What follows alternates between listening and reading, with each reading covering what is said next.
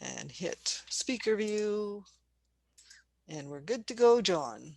Lovely. Thank you very much indeed for the invitation. It's somewhat daunting seeing this range of, I'm assuming, very experienced coaches and supervisors. I just know a couple of people, Michelle and Lewis. Hi again. Long time, actually, since we've connected up. Yeah, Too long, John, And too long. a and a few decade other. at least.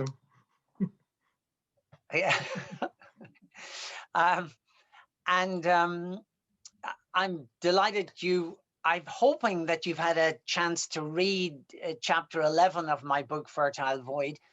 I was hoping that that you would at least have some understanding of my thinking and background, so that we could launch into more complex conversation and have more of a question and answer and discussion point. So my plan was to do just a little brief overview of Gestalt and the particular focus that I choose to use in my coaching and my supervision, and then use Hawkins' seven-eyed model as a frame for exploring supervision from a Gestalt perspective, which is really what my chapter 11 is all about. So I spoke to Lily about this at the beginning, and she was saying we could assume that you all know the seven-eyed coaching supervision model. Is that correct? So I've got a slide, but I'm going to skim through it and focus and get your questions on it. Then I thought it might be most interesting to do a supervision demonstration. Someone was up for sharing an issue. I would do a supervision very much from a Gestalt perspective on that. You know, as a coach, and as I imagine all coaches, we're integrating lots of different approaches and methods. You know, obviously I've been in Gestalt for 40 years, so that forms the body of my thinking and style of intervention, but I do models. So what I'd like to do is do a demonstration that is, you know, as sometimes I call pure Gestalt, very focused on that. And then have a discussion about it to see what you would do differently. And Lily's said she will record the supervision session. So if you offer the supervisee, it will be recorded. But if at the end of it, you feel that you've disclosed something by mistake, or you just got so involved in the session that you want it deleted, or we can do that. So just to clarify that's what I thought we would be the session. I don't feel that I'm here to really teach you an awful lot, but to add nuances to your practice. So let me just very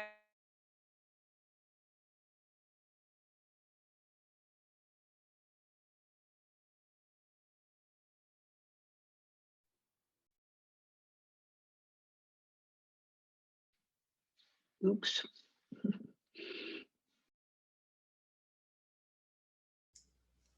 Looks like we lost you, John. Yes. Yep.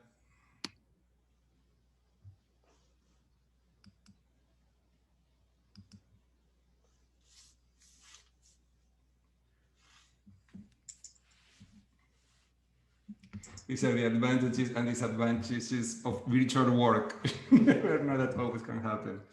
Yes, especially from Ireland. I see this happens sometimes on the other calls as well. I thought it was a Gestalt experiment. It was. Maybe it is. Maybe he's testing us. Yes. Who knows Gestalt that would like to take over? How about you, Jonathan? Plan B, anybody else here have Gestalt training? Anybody have, no, I'm serious. Anybody else here have received any formal Gestalt training? See any hands? No hands? Fiona's got her little finger up. Kimberly? Kimberly's, some people have a little bit, some. I just share that my heart's beating quite fast and I'm thinking about John and really wanting him to come back. Oh, he's trying to get back. I see him trying to get back. People are always frightened of answering your questions, Damien, in case you jump on them and say, okay, would you like to present for 5 minutes then, you know? That's right. There we go. Oh, the Yay. joys of our internet connectivity. Our road was on BBC Watchdog complaining about our Virgin Media connection. I'm not sure are people receiving me? Yep, you're loud and clear now. I'm so, yeah.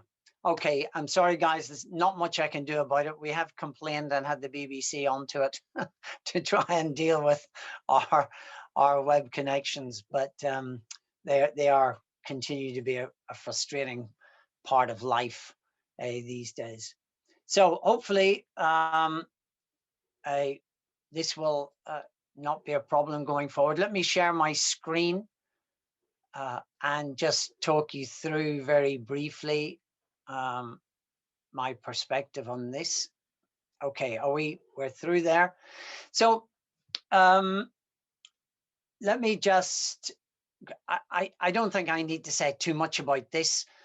Gestalt means whole, complete, German, no direct translation, but it's about the way we make meaningful connection and relationships, and the fact that when we don't connect in this meaningful way and we don't complete the engagement, we're left with a disturbance. Our languages, we have an interruption to our process, and therefore we create a level of dissatisfaction until that's cleared. And then the focus of Gestalt is on those moments of interruption. That's our real interest. How do we interrupt this natural flow of our engagement? And for those of you who want to find out more, I wrote this book 2014. Took me quite a few years, but I've tried to make Gestalt accessible to the coaching world. It can sometimes, especially if you go deep into the philosophy, get very confusing and complex. And the Gestalt community has many conferences looking at the complexity and elements, especially of areas like field theory. So this book was to make it practical and accessible and bring some of the aspects of Gestalt, which I'll talk about now, into mainstream. I want to just bring 3 elements for me that are absolutely crucial to Gestalt, to my practice. The first is that about awareness. The next, which I'll talk a bit about, is the paradox of change principle. And of course, dialogue, the nature of dialogue, and the essence of coaching, which certainly in my framework is about dialogue. So when we talk about awareness in Gestalt, we're looking at 4 areas: being aware of our perceptions, the 5 senses, being aware of how we feel, and that's physical and emotional, and in Gestalt we see those as absolutely interrelated. Who you are and how you feel emotionally is manifest in your body. So if we want to explore experience. So Gestalt is all about experience, how we experience the world. If we want to do that in any meaningful way, we have to access our somatic experience on our emotions, and those two are tied up, and we use that connection as a primary way of building awareness and then insight. And then the central and somewhat controversial perspective of pure Gestalt is that awareness leads to change. And I'll talk in a second about the paradox of change. And if awareness leads to change, then it follows that our only goal is awareness. Say, that's what we're here for. We're not here to find solutions. We're not here to solve problems from a Gestalt perspective. We're simply here to be present, to engage in the moment, and problems will resolve themselves through awareness. So we could argue till the cows come home about whether that's a valid stance to take, and it would differ very much from a cognitive behavioral point of view, but nevertheless, this is the Gestalt perspective. And of course, the next bullet point, which is totally obvious, is that the only place we can be aware is right now, this second, this moment, and this moment, and this moment, because everything else is past and the future is yet to come. We can't be aware and experience that now. We can think about it. We can have an experience of thinking about the future or thinking about the past. Therefore, we are rooted in the experience in the moment. So it makes for our coaching practice and therefore our supervision a very dynamic, engaging process about what's going on in the moment. And so even though, especially with supervision, which is often a retrospective of what happened, so it's an historic event by its nature, they're coming to you for supervision and they're reflecting on what they did and potentially what they could do.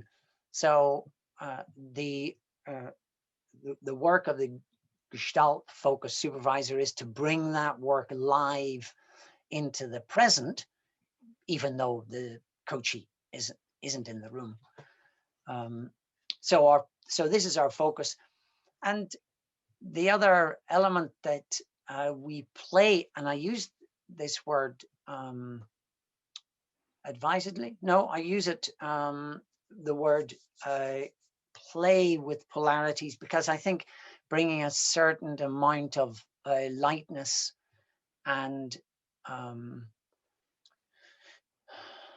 fun into our coaching and supervision practice helps to, I think, support gravity and depth of emotion. So I'll often, in my work, want to make sure that we have moments of depth and profound engagement, and then also moments of lightness and focusing sometimes on the absurdity of our thinking process and our relationship with each other in the world. I mean, sometimes it's just absurd, the structures that we put in place, and not to disrespect those, calling them absurdities is not about disrespecting them, but it's about helping us just check, I know we're going through this, this desperate state, and can we kind of see it in a broader context? So there's something about playing with polarities, depth and lightness, sorrow and joy, anger and compassion. So that's something that for me works really well in terms of expanding awareness. So first of all, our goal, whether that's coaching or supervision, is expanding awareness in the moment, here and now, and developing that so that issues become resolved in and of themselves. And the paradox of change sits created by a guy called Arnold Beiser. And he put this very neat little phrase. Some of you, I'm sure, will be familiar with. Change occurs when you become who you are and not when you try to be what you're not. I had to say, as a Gestalt student and then as a practitioner for many years, I never quite got this fully. Change occurs when you become who you are. Okay, so something magical happens in this moment. And of course, I was witness to that and experienced it and have integrated it into my life about allowing myself to be who I am. But then I struggled with this, and not when you try to be what you're not. So change doesn't occur when you try to be what you're not. And then later on, I got to it. It's change occurs. That's it. Whether you try or whether you don't, it's going to happen. But the key point, which I've highlighted in bold here, is that change occurs. It simply it happens when you accept who you are. Change is effort when you're trying to be something you're not. And of course, our education system and to some extent even being here today is about trying to be different, to be something more, to better ourselves. So they sit a little bit as a paradox. This is my reframing of it, which I've found more digestible in the world. The change happens when we accept who we are, and then change is effort when we want to be different to who we are. Now, what I always say is that the first one is change happens when you accept who you are, is a cornerstone of all, to my mind anyway, all coaching. And certainly those coaches that engage in active listening. When we think of what we do in our active listening, we're simply being present, being in that space, holding the space, reflecting back, acknowledging. And our coaches change, or our supervisees change in the moment of them being accepted and held by you. So, you know, in some respects, Gestalt, this part of Gestalt philosophy is at the core of a coaching practice. This is what active listening is. It's the paradox of change in action. And for me, our job is we accept our coachees, our supervisees, we accept ourselves. And in that moment, we become at peace with ourselves in that moment. And then we allow a flow and an emergence and something else to grow from that. Now, the very nature of this sends us into as coaches and supervisors, into a state of unknown, because we really then, if we have no other goal except awareness, we don't have any plan. Where are we going with this other than step at a time, building awareness in the moment? So again, goes against the whole notion of solution focus, where we have an idea ahead that we are working towards. Usually when I teach this to students, I said it's about integrating a Gestalt approach with your other practice. I'm not advocating that this is the only way. I'm simply advocating it as a way and a principle and a key aspect of our coaching practice that it's worth embodying and focusing on. I can't see if I've got any questions, Lily, but if they are coming up at any point, let me know. Yeah, no questions, just a lot of comments. So I'll let you know if there's questions. I can't see the comments either, so I hope they're in line with what I'm saying. So, you know, guys, this is I really don't need to repeat all of this stuff, only to emphasize, in a sense, for those of you who are familiar with clean language, which is a fascinating, intriguing approach, and at the absolute opposite to Gestalt. Gestalt is about relational, about putting yourself into the client's shoes, getting involved and using your the nature of your engagement as a key part of the practice. Again, coaching or supervision, bringing you into it. It's good old Carl Rogers, way back in the 60s, talked a lot about unconditional positive regard, person-centered counseling, as it was then, picked up now as person-centered coaching. So it was all about the respect for the individual. And this last bullet point here, 2 roles but equal human beings. So there was that whole movement that was rebelling against psychoanalytic theory, which had a patient and a doctor, so very much top down. And people like Satz were writing about the myth of mental illness being a social conditioning and this authoritarian regime. So Carl Rogers and the humanistic movement were about bringing us, saying, look, we're 2 people here. And my trainer used to always say, 2 people here to highlight the awareness of one. So both of us together in this relationship, but the point of the relationship is to give our coachee, our patient, our supervisee, it's to help their awareness. And that's our function as in this role.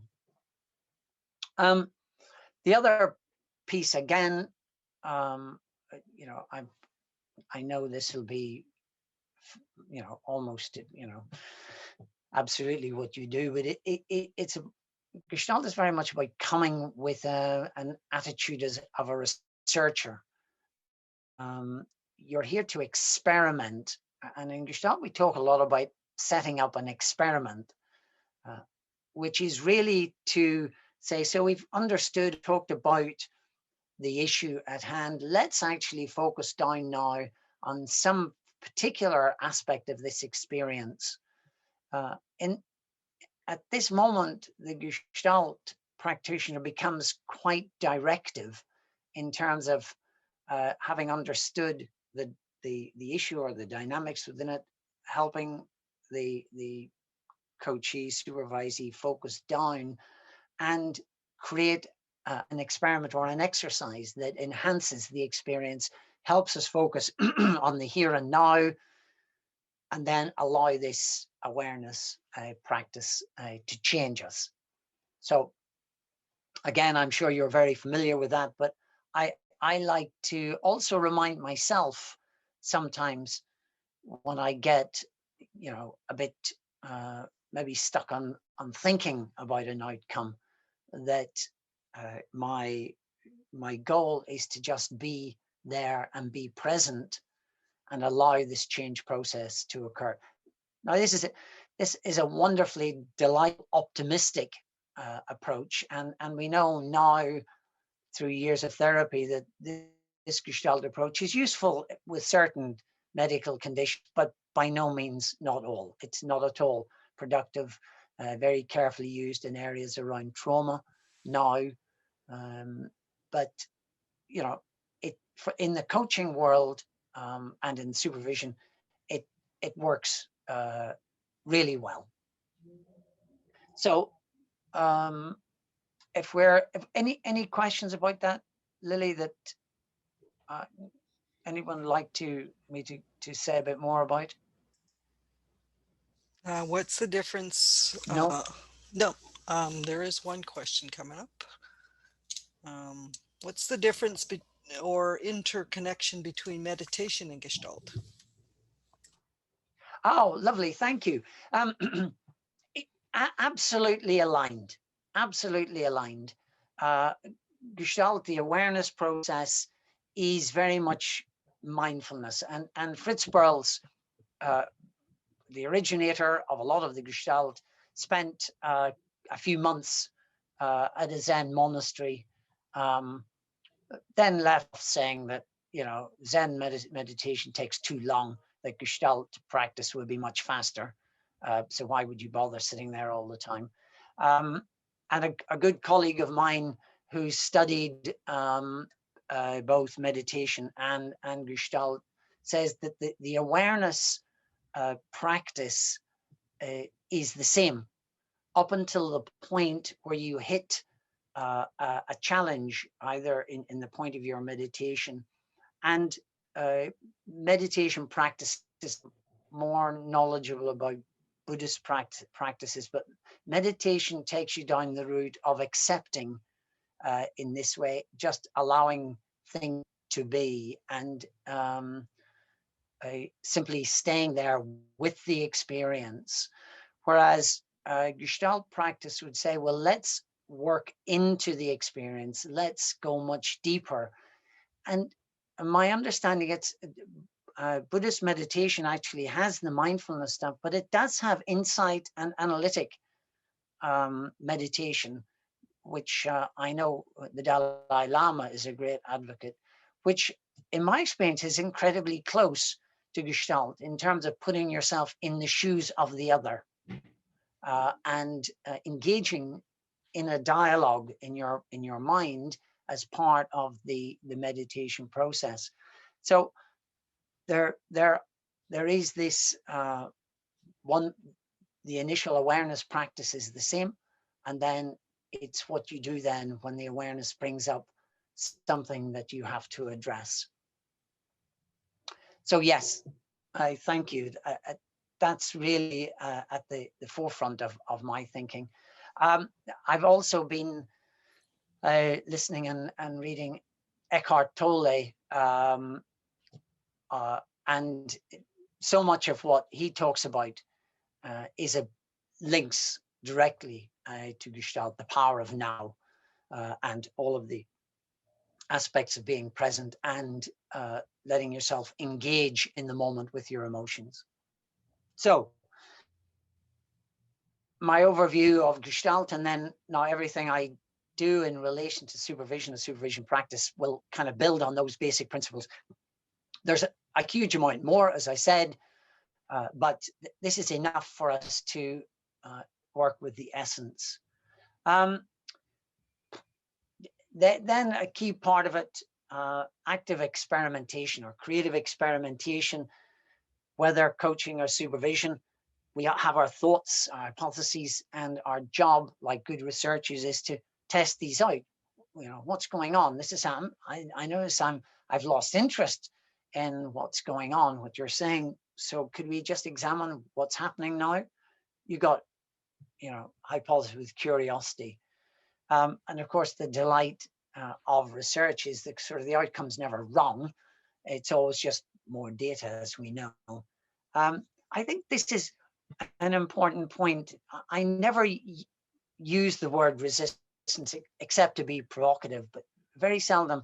In Gestalt, we talk about it, as I said earlier, an interruption to the flow. So our clients are never resisting us. They are simply not in a position to engage, to connect. We have stepped further than they are able to cope with in terms of their awareness. So our job is to regroup, step back, and see this as information.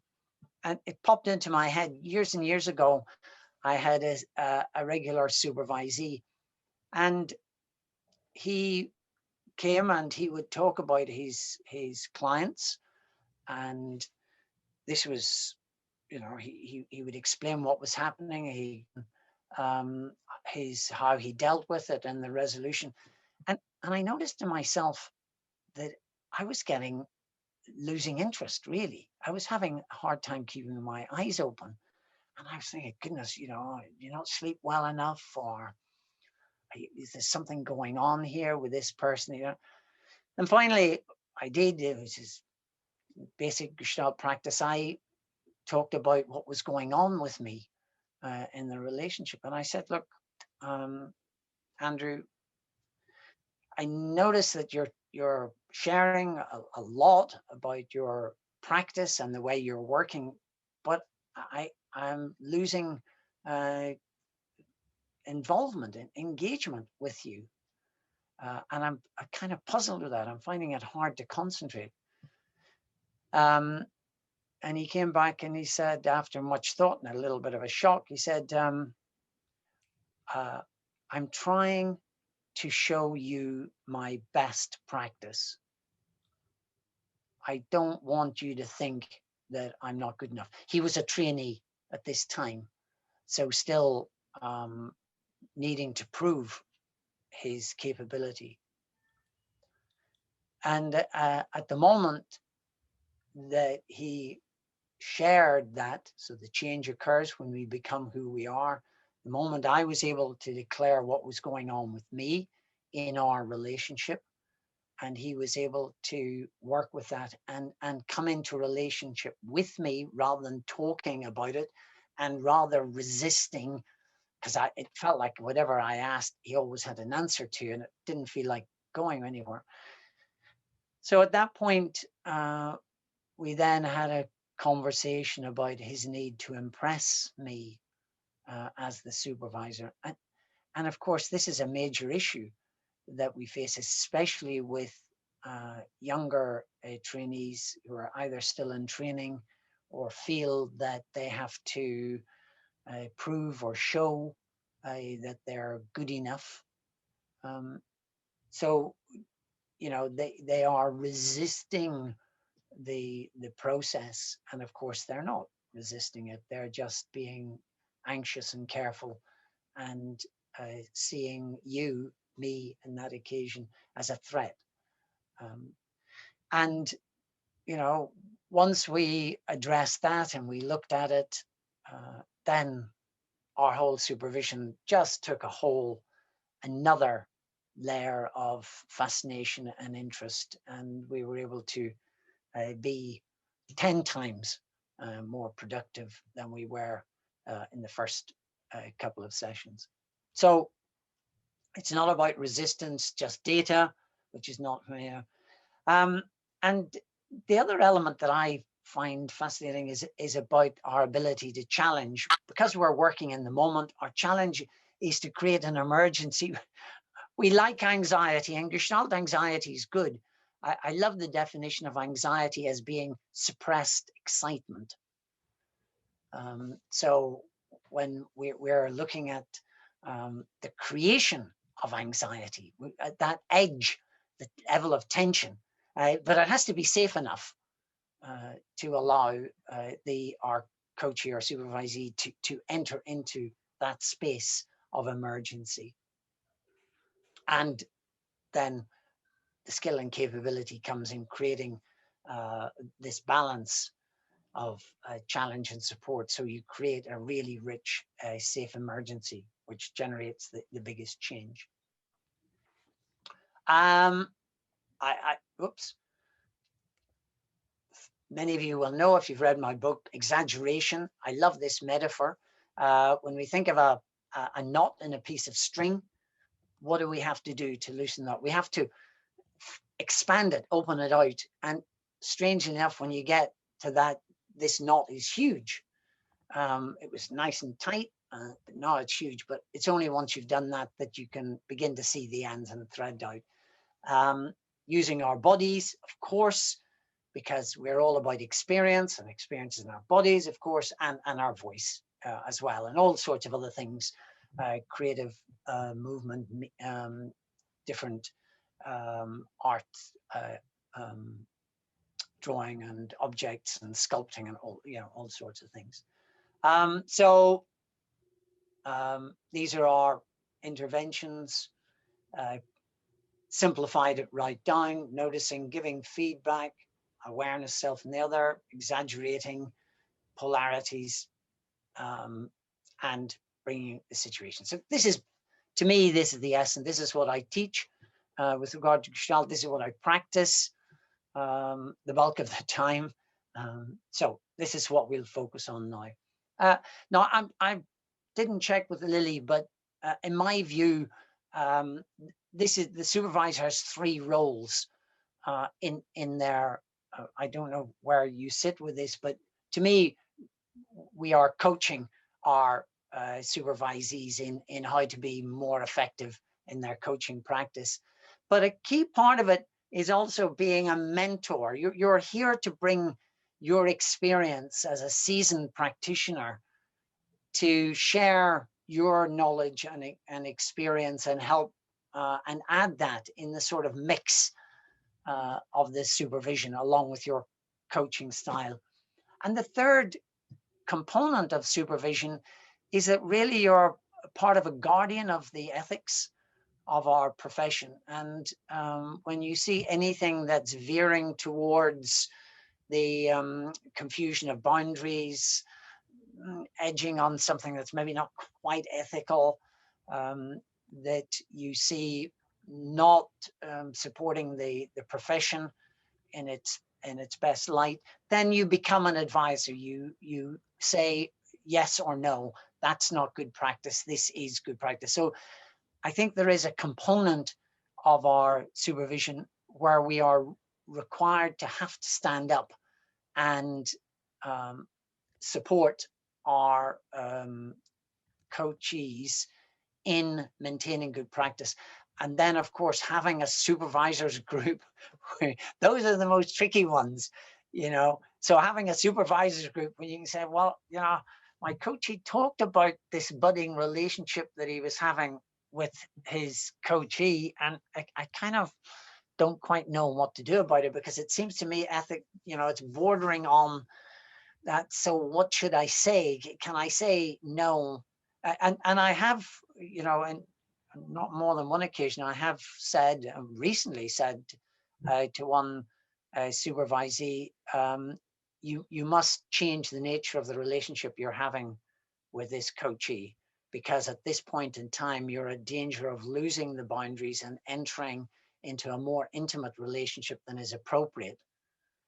You know, if you feel that this is someone that you might, in some course, want to have a relationship with, which would involve probably a sexual relationship, then you have to be clear what the boundaries are. And as your supervisor, I have to help you set those boundaries so that you are clear and you don't end up getting caught up in this.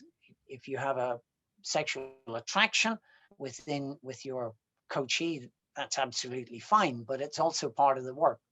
So it's about managing, I think actually sexual attraction with our coachees is one of the most delicate issues. I remember that as a psychotherapist, that we never really got to grips with the issue of sexuality in the coaching, in this therapy relationship, and how that was managed, because it became so taboo that it was in most cases only a few brave psychotherapists were willing to talk about that. So at a point, you have to guide, mentor, and advise our supervisees on what is good practice. And interesting, I'd love, you know, if there are questions around sexuality and sexual attractiveness in the supervision, in the coaching relationship, I think they're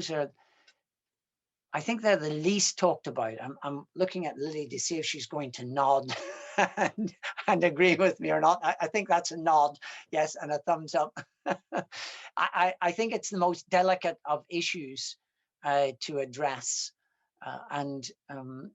So, you know, and I've had to direct my coachees and manage myself in that process of finding a coachee or supervisee sexually attractive, and then how did I use that? And because Gestalt is very much about bringing ourselves into the relationship, manage that delicate boundary, and of course that's where supervision is really valuable. So happy to pick up and talk about.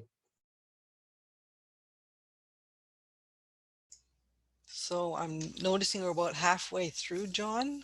Are you frozen? What a time to be frozen.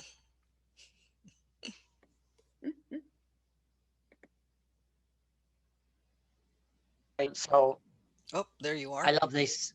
We lost you for a couple of minutes. I was just noting we're about halfway through. Right. Oh goodness. So am I back here? You've got the slide. Yep, we are all ready to go. You Okay. stopped at a very interesting point, I must say. What, talking about sexual attraction. Sexual attraction. Oh yes. Gestalt interruption. Okay. Yeah, there was an interruption on some cosmic level. That's right. Okay. With regards to that, I was saying that it's a delicate area and one that we need to be more willing to talk about in our supervisors groups and help our coachees and talk about it more in coaching. So 7-eyed coaching model, assume everybody's familiar with it. Where a Gestalt is really interesting is around the nature of the relationship, the coach-client, and the relationship between the supervisor and the coach. Peter's model talked about this level 5 as being as an understanding of the parallel process between the supervisor coach and the coach client. I'm using that language. I'm assuming you all understand parallel process. Flag up if you're not, and I can explain it. But I think where I've labeled this as 8 is thinking more about the mentor-advisor element of our responsibility as a supervisor, which Peter doesn't talk about. So he talks about the intervention style. That's 3. I can never remember which is which. One of those is the relationship, the other is the intervention. And I think there is one here that in our capacity as advisor and supervisor, we have a role to give guidance and advice. So there is a direct intervention with the supervisee. So I think that this is my point 8, that we are here to give advice. And I'm not sure if are there any questions, Ilya. I was going to talk about a case that I had recently where I was more towards giving some guidance on where the coach would need to go with the work. So if there's no questions up to this point, nothing big. There was a connection to it was back a while. Where was it?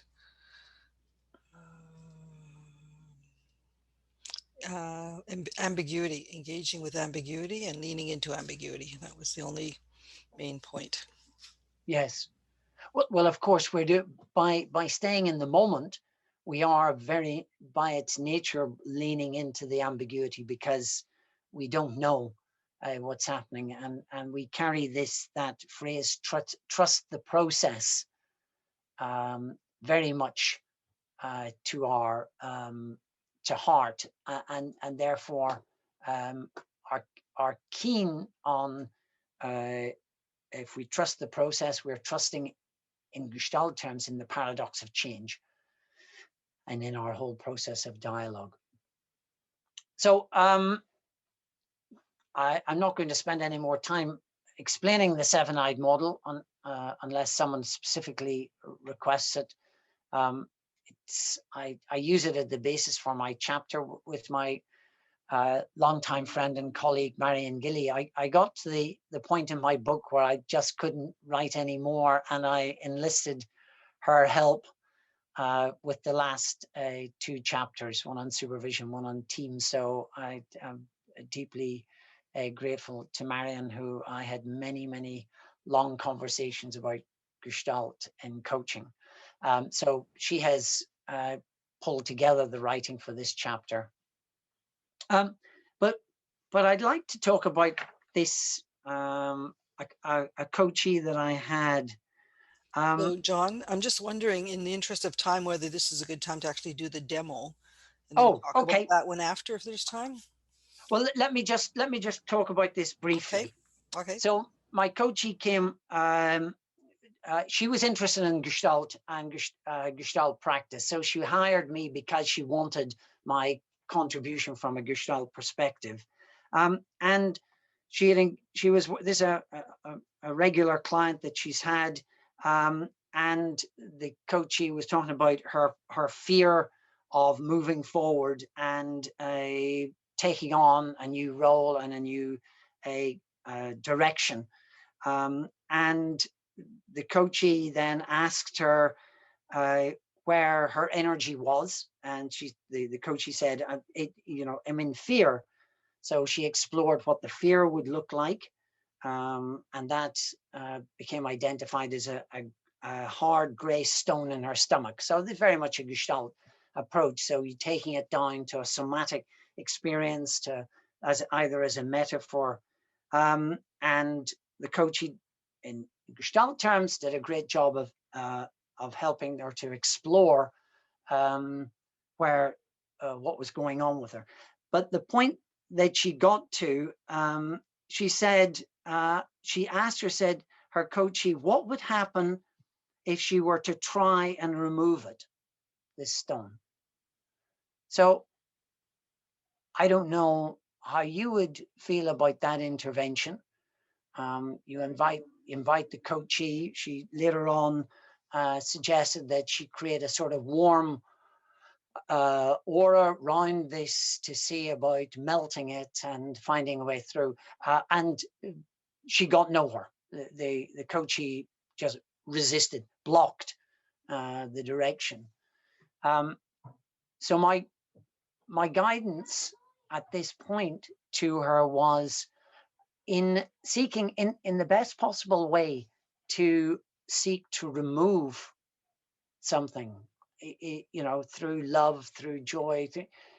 In a way, it means that you're rejecting that stone in yourself.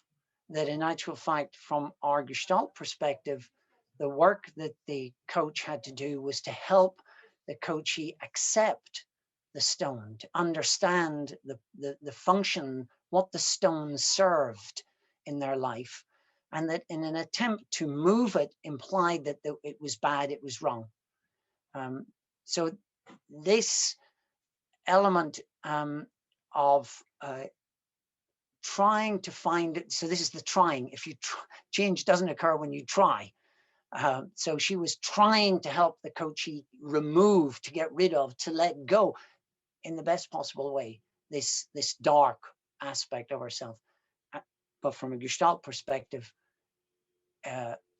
she is the goal is to help her stay and explore and understand the basis of it. Now, this was a session I had last week. So I don't know what the outcome from that session will be when she goes back.